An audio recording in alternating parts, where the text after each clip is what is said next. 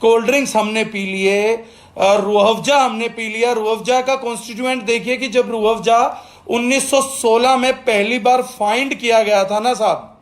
आज मैं एक और गजब की बात आप लोगों को यहां बता देता हूं, क्योंकि जागरूकता फैलाना मेरा काम है और मैं मजहबों के चश्मों से चीजों को नहीं देखा करता हूं।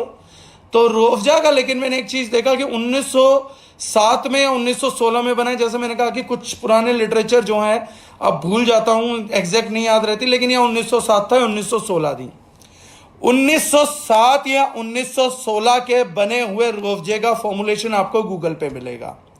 एक बार आप उस फॉर्मुलेशन को देखिएगा, एक बार रूह-अफ़ज़ा ब्रांड की पहली बोतल के में देखिएगा कि हकीम साहब ने डाला क्या था, उस चमत्कारिक व्यक्ति ने, उस हमारे बुजुर्ग ने डाला क्या था। जो लोग आज बोलते हैं ना कि बेरी जूस या कॉम्बिनेशन अमेरिकन कंपनियों ने हमारे को दिए हैं, या जेनेस ने कुछ नया बना के दिया, या मोनावी कुछ नया लेकर आई थी। एक बार हमारे यहाँ 1907 के बने हुए रूह-अफ़ज़ा को आप नजर डाल लीजिए, उसकी फॉर्मुलेशन को नजर डाल लीजिए, और शर्म के मारे अगर डूब के ना मरने का मन हो ना हम हिंदुस्तानियों का, तो नाम बदल दीजिएगा। अंग्रेजों ने यहाँ की हीट बर्दाश्त नहीं हो रही थी, उसके लिए एक मेडिकेटेड ड्रिंक बनवाई थी, और उस व्यक्ति ने बेहतरीन आयुर्वेदिक फॉर्मूला दिया था गर्मियों को भगाने का और अंग्रेजों के लिए।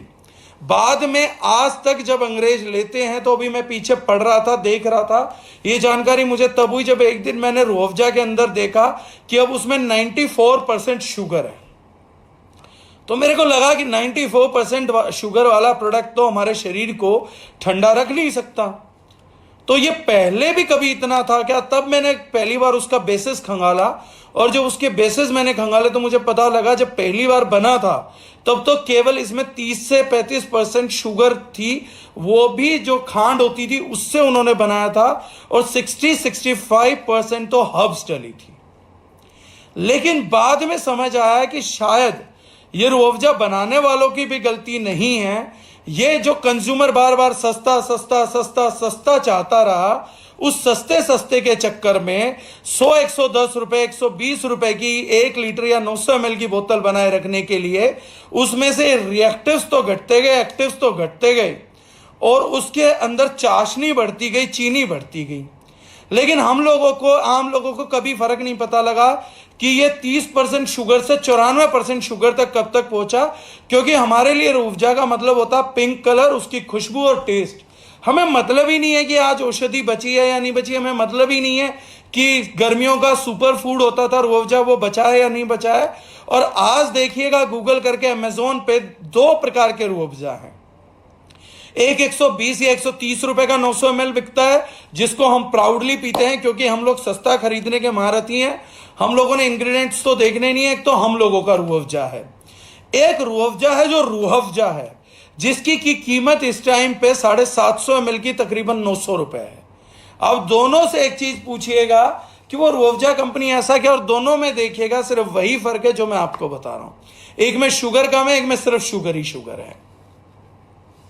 तो ये जो चीज है ये हम लोगों ने मानी नहीं है, ये सब जाना नहीं है। तो 94% वाला रूह-अफ़ज़ा हम पिएंगे, 94% शुगर वाला।